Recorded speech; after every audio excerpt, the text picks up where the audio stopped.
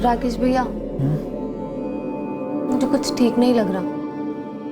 मुझे वापस जाना है। हम कुछ ज्यादा ही दूर आ गए ना। वैसे कौन सी जगह है ये? बनारस है।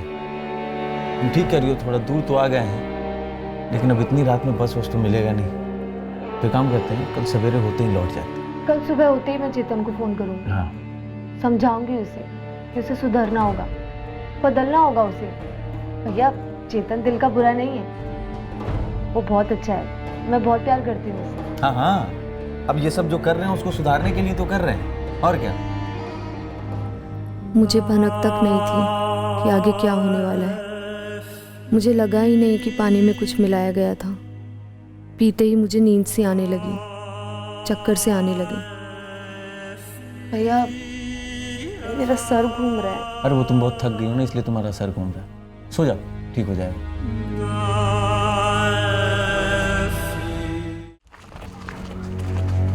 बलराम बिश्ती की बातों से यह स्पष्ट था कि वो हमसे कुछ छुपा रहा था, पर वो क्या छुपा रहा था ये जानने का हमारे पास कोई जरिया नहीं। पर जो पिछले 11 महीनों में नहीं हुआ, वो अगले 7 दिनों में होने जा रहा है। इस केस की पहली ठोस कड़ी थी वो कॉल जो बलराम को आया था, और बलराम के अनुसार वो कॉल पीड़ित नीलम का था। नीलम बेटा, कहाँ तू? सर, रोहतक का नंबर है, किसी भूषण शर्मा के नंबर स्टार्ट है।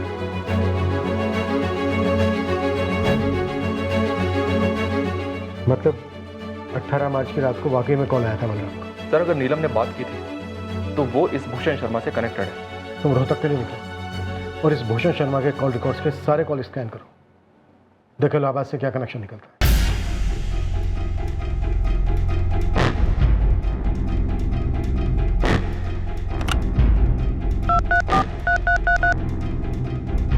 The number you have called is currently switched off.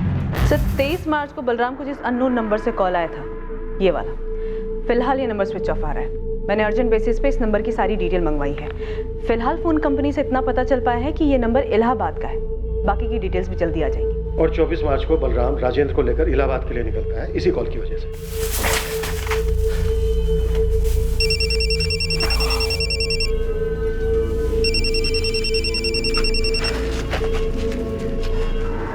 Hello. Hello, Balram बिश्ती जी, आप कौन बोल रहे हैं? नीलम तुमसे मिलना चाहती है। क्या? कौन बोल रहे हैं आप? तुम्हें इलाहाबाद आना होगा तुरंत। और 18 मार्च को इस रोहतक वाले भूषण शर्मा के नंबर से नीलम का कॉल आता है, और वो शेरगंज के ही राकेश झा का नाम है। और सर, 19 से 20 मार्च तक हमने इस राकेश की काफी तुड़ाई भी की थी। और वो अड़ा रहा कि उसे फंसाया जा रहा है। शायद बलराम झूठ बोल रहे हैं। और बलराम झूठ क्यों बोलेगा? सर, मुझे नहीं लगता कि नीलम अपनी मर्जी से कहीं गई है। शायद ये फैमिली के अंदर की ही बात है, जो शायद चेतन को नहीं पता, इसलिए हमें नहीं बता पा रहे हैं। गीता गुरु को बोलो कि वो बलराम और राजेंद्र के पीछे लग जाए तो पता करे कि ये लोग इलाहाबाद क्यों गए थे।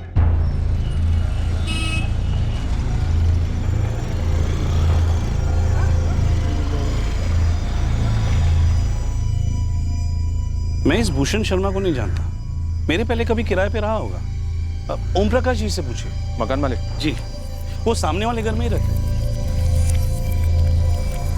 ये तो भूषण शर्मा है, मेरा यहाँ 2 साल पहले किराएदार था। अभी कहाँ है? पता नहीं सर, बता के नहीं गया। मगर मेरे एड्रेस पे लिया हुआ सिम कार्ड वो आज भी यूज कर रहा है। गलत है ना सर? भूषण के साथ हुए एग्रीमेंट की कॉपी है आपके पास? उसमें भूषण ने अपना कोई परमानेंट एड्रेस तो लिखा ही होगा। सर, एक कच्चा एग्रीमेंट था, उसमें उसका परमानेंट एड्रेस भी था, मगर अब वो मेरे पास नहीं है। मगर मुझे बराबर याद है कि वो भिवानी का रहने वाला था, और आपके पास जो मोबाइल नंबर है वही मेरे पास है। क्या मैं पूछ सकता हूँ कि आप उसे क्यों ढूंढ रहे हैं? हमारे इलाके से एक लड़की गायब हुई और उसमें भूषण का नाम आया। ओह, ये भूषण जब यहाँ रहता था तो काम क्या करता था? सर, यही पास में एक सचदेवा शुगर मिल है, वहीं पे काम करता था। चंदर, ये कब की बात है? तारीख तो ठीक से याद नहीं है। हाँ, लेकिन जब मैं लोडिंग कर रहा था तब अचानक बलराम जी का फोन बजा।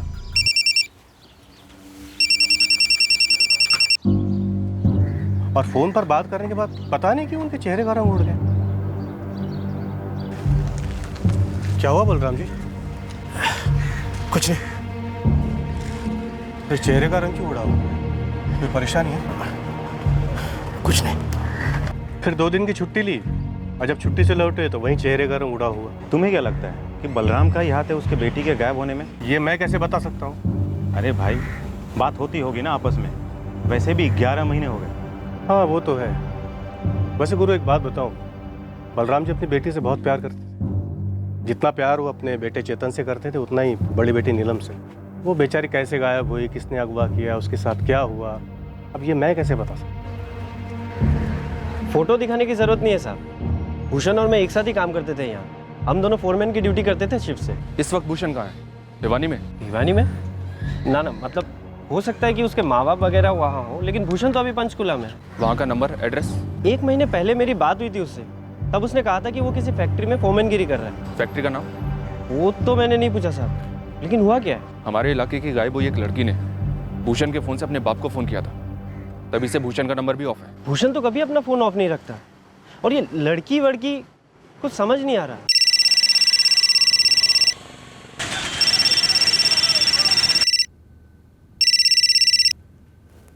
हेलो जी, कौन बोल रहे हैं? जी, आपने फ़ोन किया है, आप बताइए कौन बोल रहे हैं? Bihar police assistant sub inspector Geeta Jaiswal. जी बोलिए। आपके नंबर पर किसी भूषण शर्मा नाम के आदमी का कॉल आया था 19 मार्च को। हो सकता है किया हो, लेकिन बात क्या है? आप क्या करते हैं और ये भूषण शर्मा कौन है? जी देखिए, मेरा नाम प्रवीण त्रिपाठी है। मैं यहाँ इलाहाबाद डिस्ट्रिक्ट कोर्ट में क्लर्क हूँ। दिन भर में मुझे कई लोग फ़ोन करते हैं, लेकिन मैं सभी को नहीं पहचानता हूँ। हो सकता है इस भूषण शर्मा ने भी किया हो फ़ोन, लेकिन मुझे ऐसा कुछ याद नहीं आ रहा है। नीलम बलराम बिस्ती, ये नाम सुना है? नीलम बलराम बिश्ती? 21 साल की लड़की है, यहीं शेरगंज की है, 11 महीने से गायब है। नहीं, मैंने ऐसा कोई नाम नहीं सुना, याद तो नहीं आ रहा है मुझे।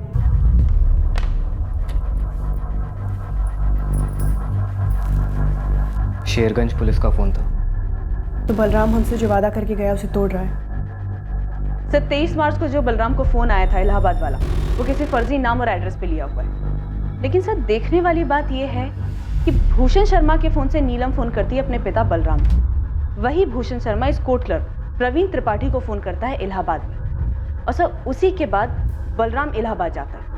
लेकिन सर प्रवीण कह रहा है कि ना वो बलराम को जानता है और ना ही नीलम को। प्रवीण झूठ बोल रहा है? सर आई थिंक सब झूठ बोल रहे हैं, खासतौर से बलराम। सर मैं अभी भी अपनी ही थ्योरी पे जोर दूंगी कि नीलम को ज़बरदस्ती अगवा नहीं किया गया है। ये ज़रूर फैमिली का ही मैटर है, जिसमें district court clerk Praveen Tripathi भी शामिल है। तो ज़रूर ये कोर्ट मैरिज का मसला हो सकता है। ज़बरदस्ती शादी करा दी गई होगी इलाहाबाद में। जितना नीलम को जाना है उससे लगता तो नहीं है कि नीलम की ज़बरदस्ती शादी करवाई जा सकती है। सर जिद तोड़ी गई होगी। वो जो फ़ोन आया था नीलम का बलराम को, सर वो सच में आया होगा।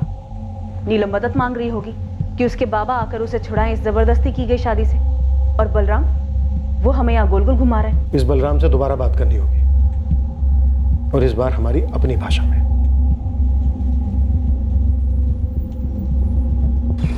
सर और कोई सिर्फ एक डिटेल बता सकते हैं भूषण शर्मा के बारे में? सिर्फ एक फ़ोन नंबर है जो फिलहाल बंद है, उसी के एड्रेस से घूमते घामते यहाँ तक पहुँचे हम।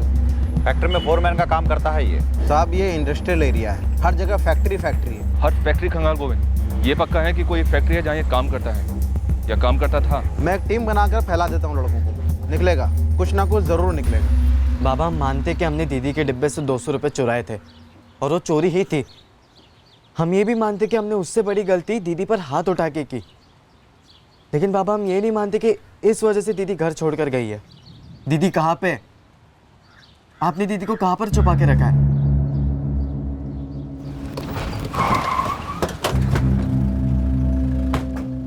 बलराम जी थाने चलिए, आपसे कुछ जरूरी बातें करनी है। मेरे पास कहने के लिए अब और कुछ नहीं बचा। नीलम जब तक मिल नहीं जाती ना, तब तक हमारे पास कहने सुनने के लिए काफी कुछ है। आप मेरी बेटी को ढूंढना छोड़ दीजिए साहब। मतलब हम केस क्लोज कर दें? नीलम को आप नहीं ढूंढ पाए? मतलब हम आपको लिखित में दें कि नीलम के फादर ने उसे ढूंढ लिया है और हम केस क्लोज कर रहे हैं? जो आपको ठीक लगे। इस वक्त हमें ठीक नहीं लग रहा है बलराम जी, आपका बिहेवियर, आपका बर्ताव, जो हम 2 मिनट में ठीक कर सकते हैं अपने डंडे से। तो बरसाइए डंडे, जितना जी चाहे बरसाइए। ऐसा क्या कर दिया नीलम के साथ जो आप हमारे डंडे से खुद को दंड देना चाहते हैं? किसी से जबरदस्ती शादी तो नहीं करवा दी है इलाहाबाद में? कहीं ये मिसिंग केस पहले ही दिन से एक नाटक तो नहीं था? तुम्हारी खामोशी का ये एक एक पल हमारे शक को और गहरा करता जा रहा है। अब तो हम दावे के साथ कह सकते हैं कि अगर नीलम घर वापस नहीं लौटी है, वो इसलिए क्योंकि इसका जिम्मेदार उसका बाप है। क्यों मतलब ये गुमशुदगी का नाटक क्यों? राम कसम मैंने पुलिस को कुछ नहीं बताया। तो फिर वो मुझ तक कैसे पहुंचे? मुझे नहीं पता, मैं पुलिस से बात ही नहीं कर रहा हूँ। तो अभी बात कर, और बोल उन्हें साफ साफ कि मुझे ये केस आगे नहीं बढ़ाना है। तुझे तेरी बेटी की परवाह है या नहीं? हाँ है। तो बस केस वापस ले ले, जल्द से जल्द। मुझे ये केस आगे नहीं बढ़ाना साहब। तुमने कोई मार्केट से प्रेशर कुकर नहीं खरीदा है कि वापस कर दिया और फिर रिफंड भी मिलेगा? तो क्या करेंगे आप? मारेंगे? मारिए, जान से ही मार दीजिए मुझे। ये ड्रामा नहीं बलराम। पीड़ित तुम्हारी बेटी नीलम है, तुम नहीं। तुम गुनहगारों की तरफ हो। गुनहगार तो ये गरीबी है साहब। सिर्फ 200 रुपए और एक थप्पड़ की वजह से मेरी बेटी घर से निकल गई गुस्से में, ये सच है और ये बदल नहीं सकता। क्योंकि ये हुआ है तो बाकी सब भी हुआ। बाकी सब? इस बाकी सब पर थोड़ी रोशनी डालेंगे? मुझे नहीं पता साहब मेरी बेटी है कहाँ। अगर पता होता तो उसे मैं कब का घर ले आता। आपके ये बकवास भाषण नहीं सुनता। सर, इस भूषण शर्मा का पंचकुला के घर का एड्रेस मिल गया है। इसने 21 मार्च को फैक्ट्री से नौकरी छोड़ी। कभी गोविंद इसके किराए के मकान पर है। इस वाले घर से भी निकल गया? गोविंद कहते तो यही रहा है सर। इस भूषण शर्मा को ट्रेस करना बहुत जरूरी है मनोज। ये केस कुछ अजीब है। बलराम काफी कुछ जानता है और काफी कुछ छुपा भी रहा है।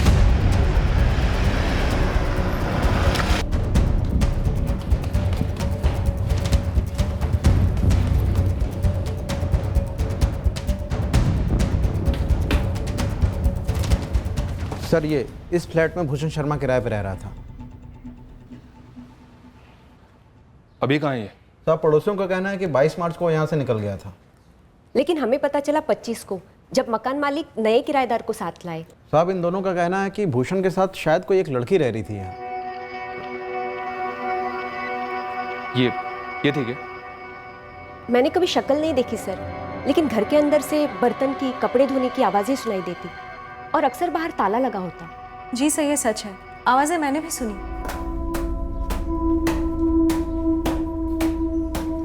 सुना? मगर ऐसे कैसे? मुझे पहले लगा बिल्ली बिल्ली होगी। बिल्ली तो बर्तन गिरा सकती है ना, ब्रश से कपड़े थोड़ी धोएगी। और बस एक बार मैंने उस भूषण को घर लौटते हुए देखा। मुझसे रहा नहीं गया तो मैंने उसे सीधा पूछ लिया, भूषण जी कोई आया है क्या घर पर? नहीं तो। दोपहर को कुछ आवाजें आ रही थी अंदर से। मैंने और कोमल दोनों ने सुनी। अच्छा, बड़ी अजीब बात है। चोर तो हो नहीं सकता क्योंकि चुराने के लिए कुछ है नहीं। भूत हो सकता है। हाँ, घर काम की आवाजें आ रही थी तो भूतनी होगी। मैं कोशिश करता हूँ उसे भगाने की।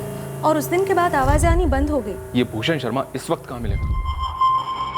मकान मालिक को भी नहीं पता और जहाँ फैक्ट्री में काम करता था उन्हें भी नहीं पता। 22 मार्च को भूषण शर्मा ने पंचकुला का किराए का मकान छोड़ा और 19 मार्च को इलाहाबाद के प्रवीण त्रिपाठी को कॉल किया और फिर 18 मार्च को इस भूषण शर्मा के नंबर से बलराम को कॉल आता है और बलराम कहता है कि ये कॉल नीलम ने किया था। नीलम?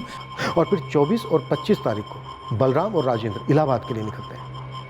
मतलब पक्का ये सब आपस में मिले हुए। भूषण, प्रवीण, बलराम और राजेंद्र, ये चारों कनेक्टेड लगते हैं। लेकिन सर, सवाल यह है कि इस वक्त नीलम का है, वो सही सलामत है भी या नहीं? 11 महीने कोई पहल नहीं और अब अचानक से तूफान सा आया है लीड्स का और खबरों का। साहब, मैंने बलराम और राजेंद्र दोनों पर फील्डिंग लगा रखी है, लेकिन दोनों हद से ज्यादा चुप हैं। सर, ये प्रवीण त्रिपाठी इलाहाबाद वाला, उठाते हैं इसे। वो तो कर लेंगे, लेकिन इस प्रवीण को तोड़ेंगे किस बात पर? हमारे पास कोई सबूत नहीं है कि बलराम और प्रवीण के बीच कोई कनेक्शन है। सिर्फ इतना कि प्रवीण इलाहाबाद में रहता है और ये लोग शायद उससे मिलने गए होंगे। साहब, ये बलराम का लड़का चेतन और राजेंद्र की लड़की अर्चना क्या वाकई में कुछ नहीं जानते हैं या फिर टॉप लेवल की एक्टिंग कर रहे हैं? सर, मैं पहले दिन से कहती आई हूँ, ये घरेलू मामला ही है। घरेलू मामला है तो फिर हमारे पास शिकायत दर्ज क्यों करवाई? किसे गुमराह करने के लिए? प्रवीण मेरे लेने के देने पड़ रहे हैं। पुलिस रोहतक से पंचकुला पहुंची और उन्हें भिवानी पहुंचने में देर नहीं लगेगी। भूषण, शांति रखो, हमें जो करना है हम कर रहे हैं। तुझे जो करना है कर, लेकिन मुझे इस झमेले में नहीं पड़ना है। अब हमारे पास सब कुछ लिखित में है, हमारी तरफ से हम सब सेफ हैं। मुझे पूरा भरोसा है बलराम अपना मुंह नहीं खोलेगा। मैं तो कहती हूँ रात कही बात कही, भूल जाओ सब कुछ।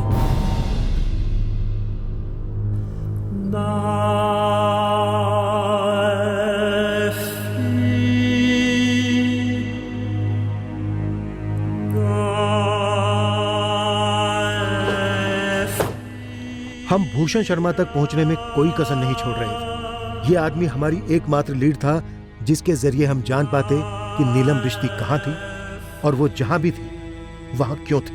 भिवानी का रहने वाला है। हम उन सभी लोगों से संपर्क कर रहे थे जो हमें भूषण शर्मा तक पहुंचा पाते। हमने भिवानी में भी अपनी एक टीम बनाई, भूषण शर्मा की डिटेल्स निकलवाई। नीलम रिश्ते के ठिकाने का एक कनेक्शन हमें आगरा से भी मिला, पर यह कनेक्शन क्या था ये केस क्लोज होने तक हमें कभी पता नहीं चल पाया। पर इस जुर्म की जड़ हमारे शेरगंज में ही थी, हमारी नाक के नीचे। और नीलम रिश्ती फिलहाल कहां थी वो भी किसी को पता था, पर वो हमें नहीं बताया जाने वाला था। रश्मि, चेतन, राधेपुर जाना है अभी के अभी। क्यों? वहां क्या हो रहा है? रास्ते में सब बताता हूँ, बस चलो अभी। पापा, पापा अब तो बताओ हुआ क्या है और हम जा कहाँ रहे?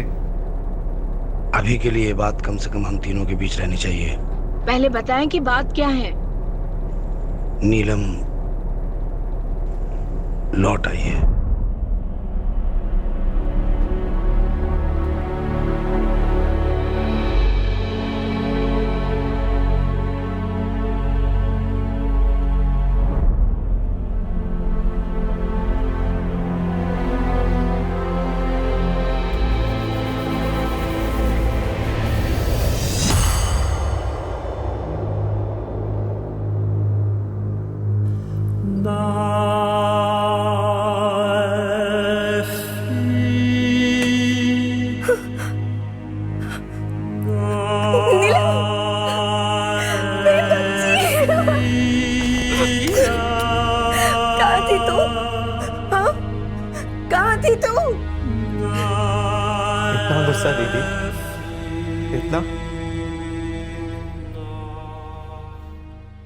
कल रात लौटे हैं, पानी पीकर सो गई, अब जाके कुछ खाइए।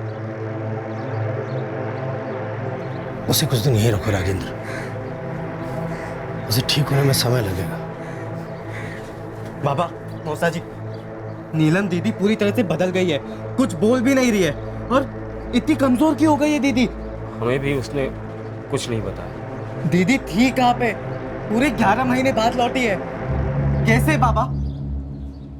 खुद बोलेगी, अभी उसे आराम करने देते हैं, काफी सहा है उसने। क्या सहा है? क्या बाबा? हाँ देखिए, आप दोनों पहेलियां बुझाना बंद कीजिए और मुझे सब कुछ सच सच बता दीजिए, नहीं तो हम अभी के अभी पुलिस को फोन करते हैं। अरे पर हमें कुछ नहीं मालूम बेटा, हमें कुछ नहीं मालूम क्या हुआ उसके साथ, बस हम उसे वापस ले आए। देखो चेतन, मामला और मत उलझाओ, तुम्हारी बहन तकलीफ में है, पता नहीं कितने महीनों से तकलीफ में रही होगी। हम मजबूर थे इसलिए पुलिस को नहीं बता सके। और हम? अम्मा? अरे हमसे छुपाने की ऐसी कौन सी मजबूरी थी बाबा? अरे अभी बोलो बाबा। बेटा वो लोग बहुत खतरनाक लगते हैं, पता नहीं नीलम उनके चंगुल में फंस कैसे गई। 23 मार्च को फोन आया था मेरे पास उनका। नीलम तुमसे मिलना चाहती है। कौन बोल रहे हैं आप? तुम्हें इलाहाबाद आना होगा तुरंत। वो क्या रहा है बलराम, क्यों जाना इलाहाबाद? बस तुम चलो मेरे साथ, रास्ते में सब कुछ बता दूंगा। तुम्हारे बाबा ने नीलम का नाम लिया, इसलिए मैं इलाहाबाद जाने को राजी हो गया। लेकिन है कौन ये लोग? हमें नहीं मालूम, बस बोले इलाहाबाद बस अड्डे पे मिलना।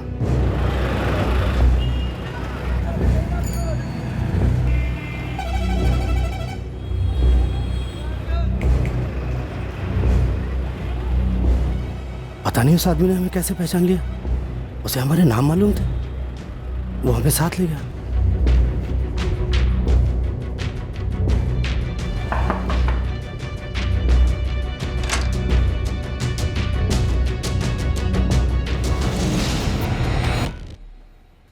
बलराम बिस्ती, मैंने ही तुम्हें फोन किया था। मेरी बेटी कहाँ है? जिंदा देखना चाहते हो तो आवाज नीचे।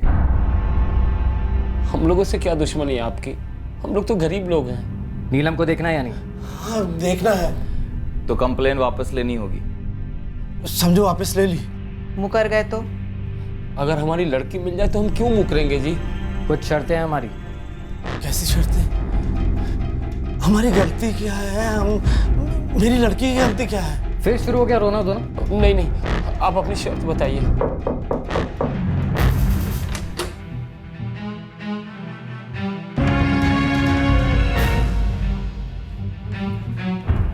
उन लोगों ने स्टाम्प पेपर तैयार कर रखा था चेतन, और मेरी फोटो भी चिपकाई हुई थी।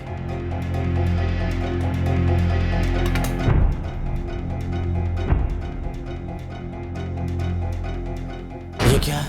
ये दस्तावेज है कि तुमने अपनी मर्जी अपनी खुशी से नीलम की शादी कराई। क्या? और पुलिस में झूठी कंप्लेन लिखवाई कि वो गुमशुदा है। और एक बात कान खोलकर सुन लो, अगर तुम इस दस्तावेज पर दस्तखत नहीं करते हो, अंगूठा नहीं लगाते हो, तो नीलम को जिंदा नहीं देख पाओगे। मार डालेंगे तुम्हारी बेटी को। सोचने का वक्त तो मांगना भी मत। अभी ये ऑफर दे रहा हूँ, कबूल कर लो, वरना कहानी खत्म।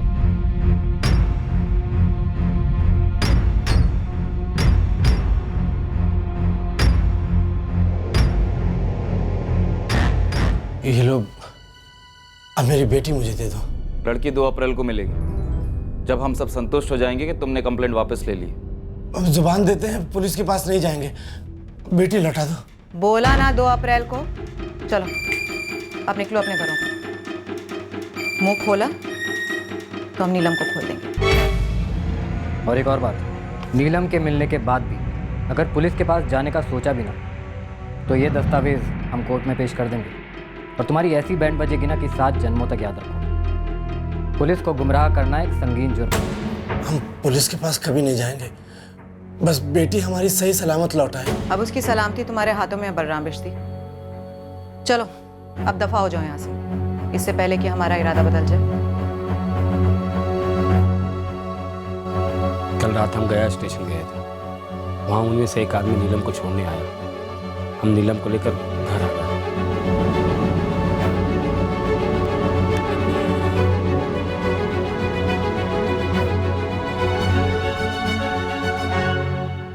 बस इसी कारण से हमने पुलिस को कुछ नहीं बताया और तुम लोग को भी। लेकिन बाबा हमें पता लगाना होगा कि दीदी के साथ क्या हुआ है, और उन लोगों के पास आपकी फ़ोटो कहाँ से आई? हमें नहीं पता रे। तो उस रात वाकई में आपको दीदी का फ़ोन आया था? हाँ बेटा। अरे कुछ तो बोलो, कौन है इतनी रात गए? बाबा, बाबा। नीलम, नीलम, नीलम बेटा, कहाँ है तू? बाबा मुझे बचा लीजिए, मुझे बचा लीजिए। नीलम मेरे बच्चे, ये तो बता तू है कहाँ? बाबा मुझे नहीं पता मैं कहाँ हूँ, ये सब राकेश भैया ने किया है। बाबा मुझे बचा। बस अब तेरी बहन ही बता सकती है 11 महीने कहाँ थी, क्या हुआ क्या नहीं।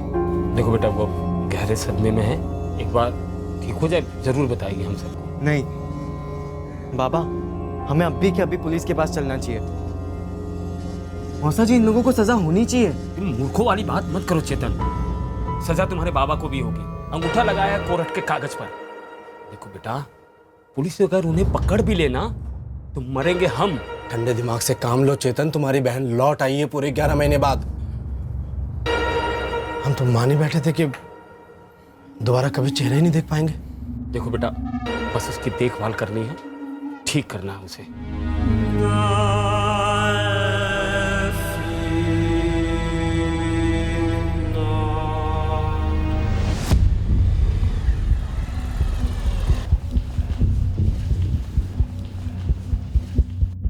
साहब 3 दिन से पूरा बिश्ती परिवार राधेपुर में डेरा डाले हुए हैं। तेरा कोई आदमी राजेंद्र के घर पे नजर तो रखे हुए है ना? हाँ साहब, लेकिन कोई भी मूवमेंट नजर नहीं आ रही। लेकिन तीनों के तीनों, बलराम, चेतन और नीलम की माँ, सभी वहाँ पहुँचे हुए हैं। मतलब दाल में जरूर कुछ काला है साहब। मुझे तो लगता है ये नीलम वही उस घर में है। आप धावा बोली डालो।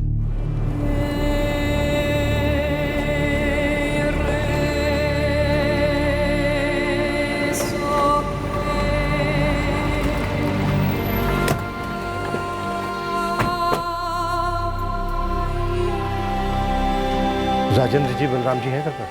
वो तो काम पर गए हैं। बिस्ती परिवार में क्यों रुका?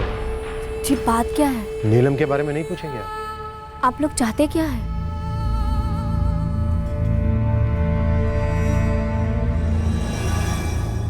क्यों चेतन, तुम सब लोगों ने शेरगंज क्यों छोड़ा? बस ऐसे ही सर, वो कुछ दिन के लिए आए हम यहाँ पर। सच बोलो। क्योंकि क्योंकि क्योंकि नीलम दीदी वापस लौट आई है सब। और ये हमें इन्फॉर्म ना करने की कोई खास वजह? नीलम दीदी की हालत कुछ खास नहीं है सब। कुछ हमें बता नहीं रही है कि क्या हुआ, कहाँ पर थी, और हमने भी ज़्यादा प्रेशर नहीं डाला उन पर। हमें नीलम से मिलना है अभी।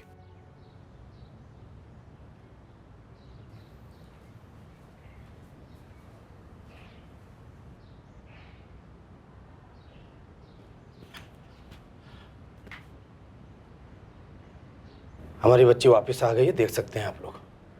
अब हम अपनी शिकायत वापस ले रहे हैं, कृपया करके आप लोग जाइए। कंप्लेन खारिज करने के लिए ये तो लिखना पड़ेगा ना कि 11 महीने नीलम कहाँ थी। नीलम, क्या तुम्हारे परिवार ने तुम्हें कहीं भेजा था?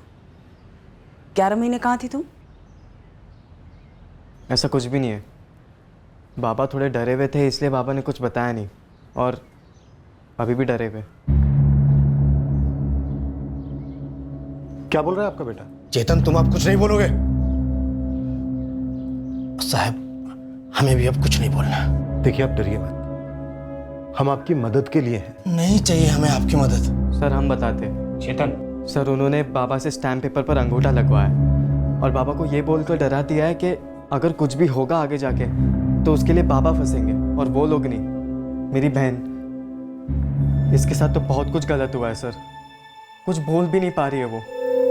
बाबा और मौसा जी जाकर दीदी को इलाहाबाद से छुड़ा लाए थे, इस शर्त पर कि वो अपना कंप्लेंट वापस ले लेंगे। नीलम, देखो बेटा, आपको डरने की बिल्कुल जरूरत नहीं, और ना ही आपके बाबा को डरने की जरूरत है। पर बेटा, बताना जरूरी है कि हुआ क्या था। साहब, मैं आपके हाथ जोड़ता हूँ, पैर पड़ता हूँ, कृपया करके आप लोग। बलराम जी, आप हम पर थोड़ी कृपा कीजिए और थोड़ा भरोसा कीजिए। क्या हुआ था? कौन लोग थे?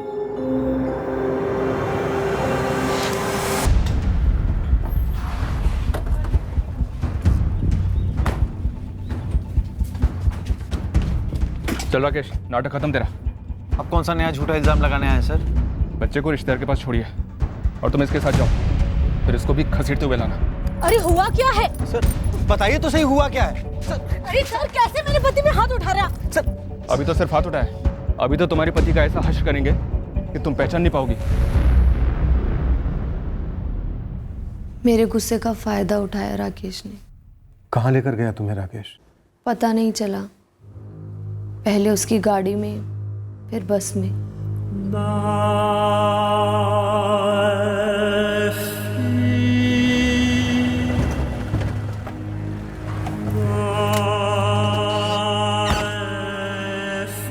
अरे नीलम, यहाँ क्या कर रही हो? बैग वैग लेकर के कहीं जा रही हो क्या? क्या हुआ? मैंने राकेश को सब कुछ बताया। मैं भैया बुलाती थी उसे, भरोसा था उसके ऊपर। मैं अपना सारा गुस्सा उगल गई। चेतन के साथ हुए झगड़े से मेरा माथा फिर गया था और मैंने उसे सब कुछ बता दिया। बिल्कुल सही किया तुमने नीलम, बिगड़ गया है चेतन। अम्मा कहती है भुला दे, माफ कर दे। लेकिन उसने माफी नहीं मांगी होगी। एक तो चोरी, ऊपर से सीना चोरी। अरे कल को किसी क्रिमिनल गैंग में भर्ती हो सकता है वो। वही तो राकेश भैया, लेकिन अम्मा पापा है कि समझने को तैयार ही नहीं है कि ये कितना सीरियस मैटर है। अरे वो सीरियस नहीं होंगे जब तक तुम सीरियस नहीं होगी नीलम। मतलब भैया? मतलब तुम गुस्से में घर से निकली हो ना, पकड़े रहो गुस्से को। एक दिन घर ही मत जाओ, तुरंत फोन ऑफ कर दो, सिम भी निकाल दो इसका। अरे करो, सोचो मत, सबके होश ठिकाने आ जाएंगे। और मौसी के घर भी मत जाना। तो फिर? तुम मेरे साथ चलो। अरे जरा तिल मिलाने दो इनको, सबक सीखेगा चेतन। एक तो घर में कभी चोरी नहीं करेगा और बहन पे हाथ उठाने जैसी जलील हरकत तो करेगा ही नहीं। और तुम्हारे माँ बाप भी समझेंगे कि ये कोई एवं ही बात नहीं है। अरे सब समझ जाएंगे, सुधर जाएंगे।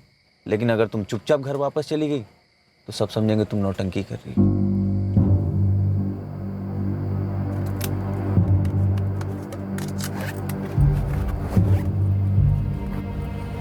मुझे पता ही नहीं चला कि मुझे फंसाया जा रहा है।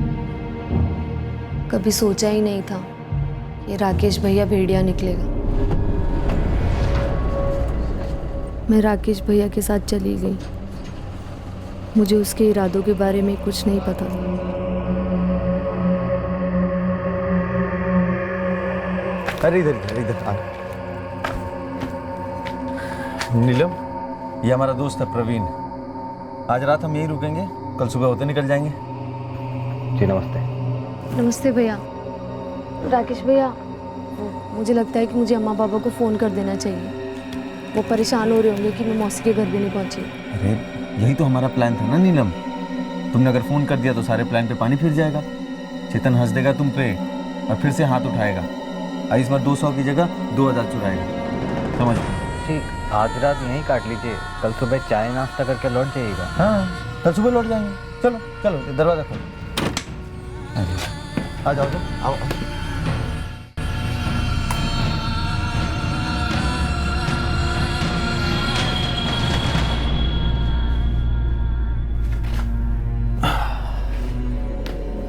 राकेश भैया, मुझे कुछ ठीक नहीं लग रहा। मुझे वापस जाना है। हम कुछ ज़्यादा ही दूर आ गए ना। वैसे कौन सी जगह है ये? बनारस है। तुम ठीक कह रही हो, थोड़ा दूर तो आ गए हैं, लेकिन अब इतनी रात में बस तो मिलेगा नहीं। तो काम करते हैं, कल सवेरे होते ही लौट जाते हैं। कल सुबह होते ही मैं चेतन को फ़ोन करूँगी। हाँ, समझाऊंगी उसे कि उसे सुधरना होगा, बदलना होगा उसे।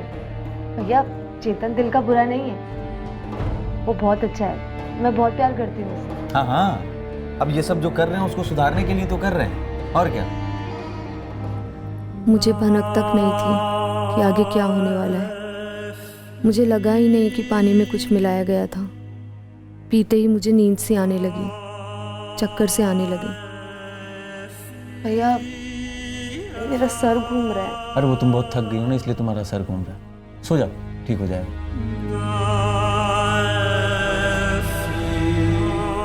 वो मेरे पास लेट गया। मैं आधी बेहोशी में भी सोच रही थी कि ये ऐसा क्यों कर रहा है, लेकिन मैं कुछ बोल नहीं पा रही थी। कमज़ोरी सी थी, सब धुंधला सा था। और फिर अचानक से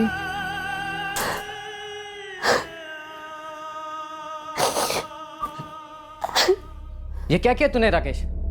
दोस्ती में मैंने तेरी मदद की, साले तूने तो कहा था ये तेरी बहन जैसी है।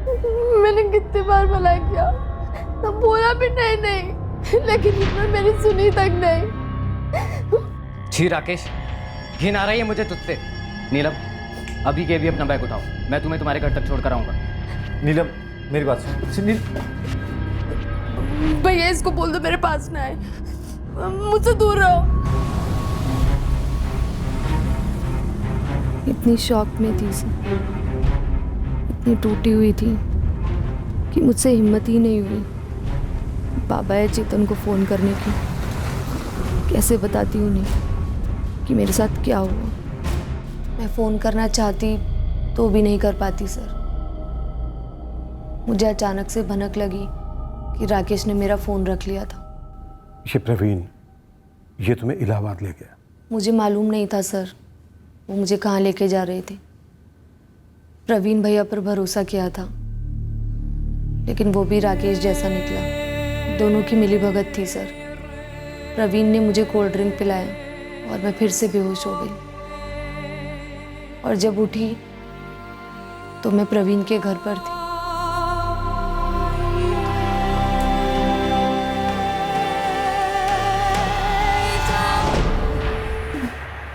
मैं कहाँ हूँ? इलाहाबाद। प्रवीण भैया, मुझे घर जाना है। तेरा अपना नया घर होगा नीलम, तेरी शादी होने वाली है। शादी? नहीं, मुझे शेरगंज जाना है, अम्मा पापा के पास, अपने भाई के पास। भूल जाओ उन्हें, तेरी शादी तय हो गई है। चूत तक की तो चीर के रख दूंगी तुझे नीलम। दवा खिला दो साली को, दिमाग ठिकाने पर रहेगा।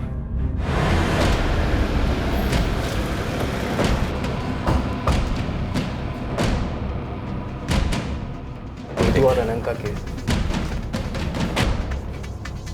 जी, शादी करनी है किसको? हम सबको, लेकिन हनीमून पे आप सब लोग साथ में चलेंगे। कौन हो तुम लोग? हम लोग बैंड बाजा पार्टी। वैसे आपकी पार्टनर अम्बिका पटेल कहाँ है? रिसेप्शन में तो उनको भी आना पड़ेगा ना। पुलिस? पर तुम्हारे लिए यमराज। देखिए सर, अगर नीलम के बाप ने फिर से कोई शिकायत की है तो सबूत है हमारे पास। हाँ सर, और जो कुछ भी हुआ नीलम की मर्जी से हुआ। ये देखिए सर।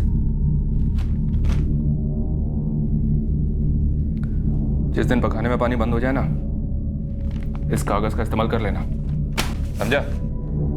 तुम सब लोग थाने चलोगे, सबके दस्तखत लिए जाएंगे और अंगूठे के निशान भी लिए जाएंगे। अगर निशान देने की हालत में रहे तो। इस घिनौनी साजिश, इस संगीन जुर्म के हर किरदार को हमने धर लिया।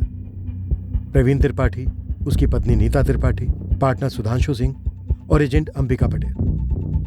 पर इस साजिश का सरदार, मास्टरमाइंड था राकेश झा, जो नीलम और उसके परिवार से अच्छी तरह परिचित था। उसने नीलम के गुस्से का फायदा उठाया और उसे अगवा कर लिया। वाराणसी की रहने वाली अंबिका पटेल ट्रैफिकर थी, जिसका राकेश झा के साथ अफेयर था, और उसके जरिए राकेश प्रवीण, नीता और सुधांशु से कांटेक्ट बना पाया था। इंस्पेक्टर साहब, हमने बड़े कायदे से लड़की को सही सलामत उसके घर तक पहुंचा दिया है। बहुत बहुत धन्यवाद प्रवीण जी। हम तो लड़की वाले हैं, हम भी कायदे से खूब खातिरदारी करके आपको अदालत पहुंचा देंगे। एक काम करते हैं सर, कम से कम 2 हफ्ते इनकी अरेस्टिंग दिखाते ही नहीं है, इनकी जम के खिलाई पिलाई करते हैं। नीलम ने भी तो पूरे 11 महीने इन लोगों की मेहमान नवाजी का लुत्फ उठाया। बनता तो है सर। 1 मिनट, जो कुछ भी हम सच सच बता देंगे, और लड़की का ऐसा भी कुछ बिगड़ा नहीं है सर। आगरा से हमने मयंक चौधरी को गिरफ्तार कर लिया। वो नीलम का पहला खरीदार था। 3 लाख में उसने नीलम को बतौर दुल्हन खरीदा। सुन प्रवीण, नहीं जम रही है यार। कल मैं लड़की को तेरे पास वापस लेके आ रहा हूँ। क्या हुआ मयंक, कुछ कर दिया क्या नीलम ने? घर का एक काम नहीं करती है। मेरी अम्मा उसे नहीं संभाल पा रही है। साली को प्यार से समझाया, बेल्ट से समझाया, सुनती नहीं है कमीनी। देख, नहीं चाहिए मुझे ऐसी बला। तू मेरे पैसे रेडी रखना, मैं आ रहा हूँ कल। वाह, अच्छा मजाक कर रहा है। 4 महीने जम के इस्तेमाल किया तूने उसे। अरे कौन सा पूरे 3 लाख रुपए मांग रहा हूँ यार, कम से कम 50% तो वापस दे दे। सब नाक में दम कर दिया था उसने साहब, तो हमें उसे वापस लेना ही पड़ा। मैं इनको पूरे 3 लाख लौटाने पड़े साहब। फिर किसे बेचा नीलम को? इस भूषण शर्मा को? भूषण के साथ सिर्फ 2.5 लाख की डील की। 2.5 लाख में बेचा, समझा? बेचा बोल रहा है तो बेचा बोल दीजिए साहब, लेकिन अचानक से उसने कांड कर डाला साहब। नीलम ने अपने बाप को फोन कर दिया।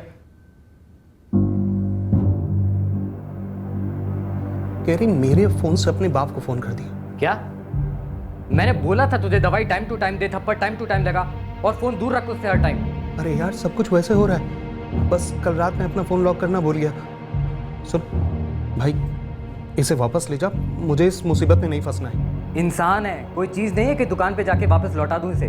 देख प्रवीण, मैं ये घर और ये नौकरी सब कुछ बदल रहा हूँ, नए सिरे से शुरुआत कर रहा हूँ। अगर तू इसे वापस नहीं लेगा ना, तो मैं कहीं भी जाकर छोड़ दूंगा। अरे मत, तू एक काम कर, तू मेरे पास ले आ, मेरे पास ले आ। फिर से? तो लेने के देने पड़ गए। बस अब इस बार इसको रीसेल में नहीं डालते प्रवीण। तो फिर क्या करना है? सुधांशु सही कह रहा है प्रवीण, उसको रीसेल में मत डाल, वापस कर देते हैं उसे। क्यों, कुछ ज्यादा गड़बड़ हो गई क्या? अरे उसने फोन करके अपने बाप को मेरा नाम दे दिया है। भाई यार, अब क्या करें? अब क्या, शामत की तैयारी करो। 2 दिन से पुलिस वालों ने जो क्लास लगाई है मेरी, जैसे तैसे निकला हूँ लॉकअप से। और तू अब बता रहा है मुझे? अभी घर पहुंचा हूँ थाने से। सुन, हमसे मर्डर वर्डर नहीं होगा, तू देख ले तुझे जो करना है। अरे अभी तो पुलिस को घुमाने की मैंने पूरी कोशिश की। बोला है कि लड़की का बाप ही है इन सबके बीच। एक काम करते हैं, लड़की को वापस कर देते हैं। और उसने मुंह खोल दिया तो? उसके बाप ने मुंह खोल दिया तो? अरे कोई मुंह नहीं खोलेगा, न लड़की न लड़की का बाप। एक आइडिया है। स्टैम्प पेपर का आइडिया? हाँ साहब, ओ राकेश ने नीलम के बाप का फोटो भेजा हमारे पास। और बलराम बिश्ती को तू फोन करता था दूसरे नंबर से? हाँ साहब, फर्जी सिम कार्ड इस्तेमाल किया था। ये भूषण शर्मा कहाँ इस वक्त? वो फरीदाबाद में साहब। सर आप मेरी बात क्यों नहीं समझ रहे सर? सर मेरा गुनाह क्या है सर? सर मैंने बाकायदा शादी किया है उससे सर। 2 दिन बाद हमने भूषण शर्मा को गिरफ्तार किया और इस केस का आखिरी गुनहगार हमारी हिरासत में आ गया। साहब, आप एक बार स्टैम्प पेपर पढ़ तो लो, ऊपर से हमने लड़की को वापस भी कर दिया है।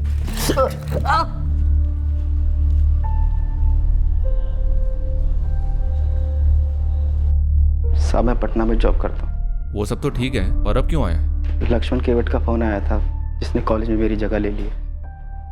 बोला कि आप लोग ढूंढ रहे हैं। हाँ ढूंढ रहे थे, पर अब नहीं। तू जा सकता है। ए सुन, इधर आ। ये तो लड़कियों को अब भी घूरता है या कुछ सीख गया है? अब मैं गलत इरादे से कभी किसी लड़की को नहीं देखता।